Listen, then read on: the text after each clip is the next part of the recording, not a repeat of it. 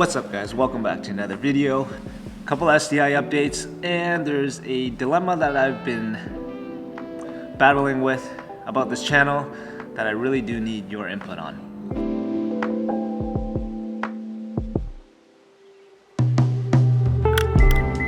Ooh, she's looking good. Summer wheels are back on since it's not going to be driven, and it looks way better that way. Update number one, the STI has got a new home. We used to rent a storage unit, and that was like $350 a month, just so we can park this car over the winter, because we don't have the driveway space, nor do we have a garage currently. Now, when we do move and have a garage, that's a different story, but for now, it was at a storage unit. But thankfully, where we work, we're a bunch of car nuts here, and a bunch of us do store our cars here, so STI is gonna join until the end of winter. The STI has a lot more room, and we can have a detailer here at any time to clean or detail the car if it does get dusty, or if we need the interior done, ceramic coating redone, and so on. So super dope. Got a couple American Muscle, some Euro under the sheets there.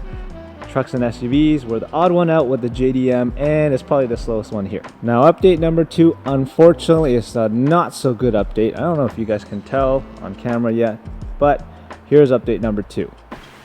Unfortunately, about a month ago, this lip smashed and broke into 3 pieces, and it was right before we put it away for storage.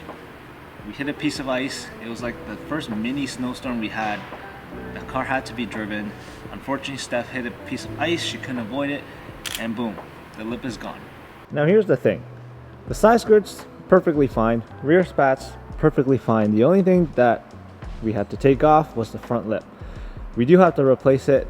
I just got a price from Subaru, which is insane. Now, when we bought this back in 2021, it was $450 Canadian just for the front lip. Now it's about $650. So the price has gone up about 50% just for the front lip. So here's what I was thinking. Should we get the OEM lip again, or should we go with maybe a more aggressive one, because the OEM one is pretty shallow, a deeper one, I don't know, a thicker one, whatever you want to call it? Or should we go with like a carbon option? Now the only thing is obviously that's not going to match the rest of the kit, and that's going to cost more, but not that much more, because the front lip is already almost $700 with taxes.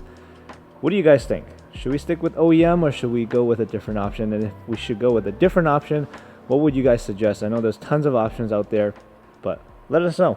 Now, let's talk about the dilemma that I was mentioning earlier, because your input is actually going to help me decide whether I do this or not. So here it is. We started this channel in 2021, right after we picked up this car, and it was awesome because we wanted to document the build for this car and its entire journey, and we wanted to create content because that's been a passion of mine, it's a passion of Steph's. We've been watching YouTube and wanting to create content since way back in the high school days. So we love making the content, we love automotive content, we love cars.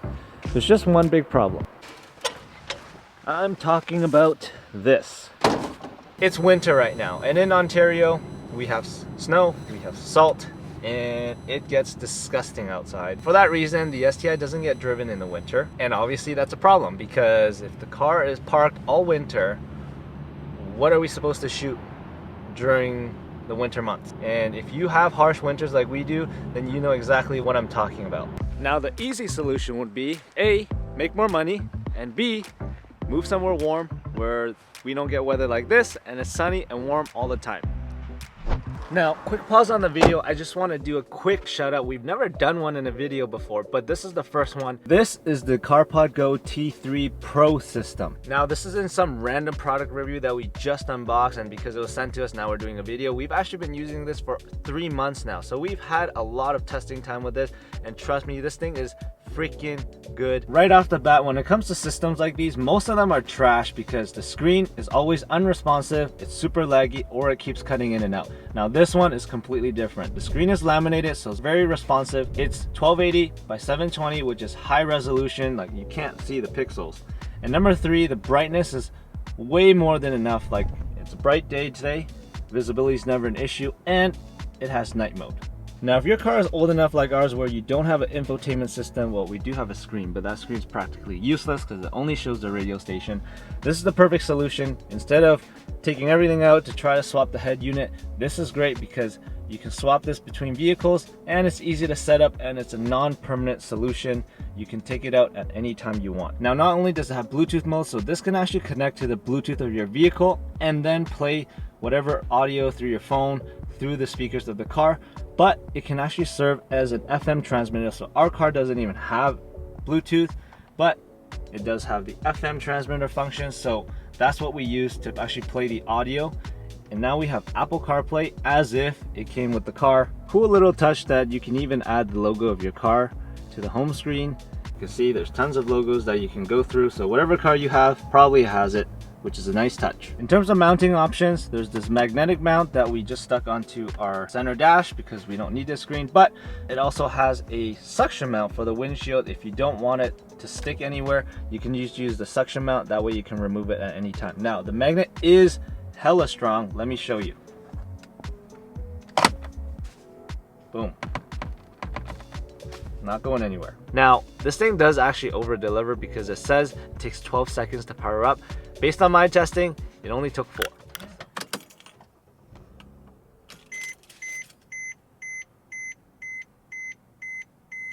Like I said, this thing is actually really good, and if I knew about this sooner, we would have had this on every single car before the STI, because we've had old cars and none of them had any infotainment. This would have been a perfect option. If you're in that boat, definitely click the link in the description below. Even if you don't buy it, just check it out or save the link. Maybe in the future that's something that you're gonna want because it's way easier than swapping out a head unit. Thank you, CarPod Go. Definitely check them out, and let's go back to the video. As much as we love making automotive content, I just think there's more that we can do. And personally, I love watching filmmaking content. I love watching people document their lives. I think that's kind of what YouTube is about. And part of us having this channel, besides just sharing our passion, is to also document our lives so that one day we can look back on it, especially when we have kids. Now, that's something I've been struggling with because I've been wanting to do stuff like this for a long time, make content like this, whether it's certain things that we're going through in our lives, certain things that we just want to document, or certain milestones that we achieved that may not be automotive related.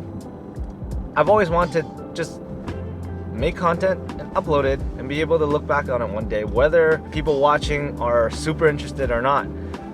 But then there's the other side, which is the challenge, because if nobody wants to watch it, then it also kind of doesn't make sense. And so that's been the dilemma for me, at least. But I want to know what you guys think. Like, would you guys be down for content that may not be, you know, automotive focus only, like installing parts or mods? And because I want to do it. Now, if you guys aren't down, I don't know. Maybe I'll still do it regardless. Maybe I won't. But I know the itch has been there. Certain vlogs, it may have an automotive component to it, or it may not be.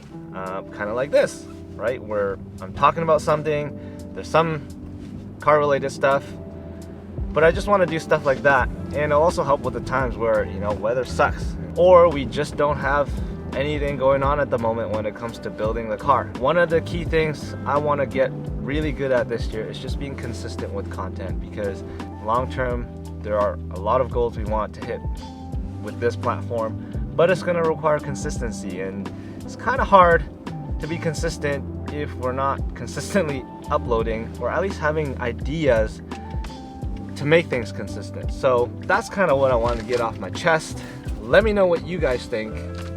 If you guys would even be down for that. And if not, then I don't know. We will see. But thanks for watching, and we'll see you on the next one.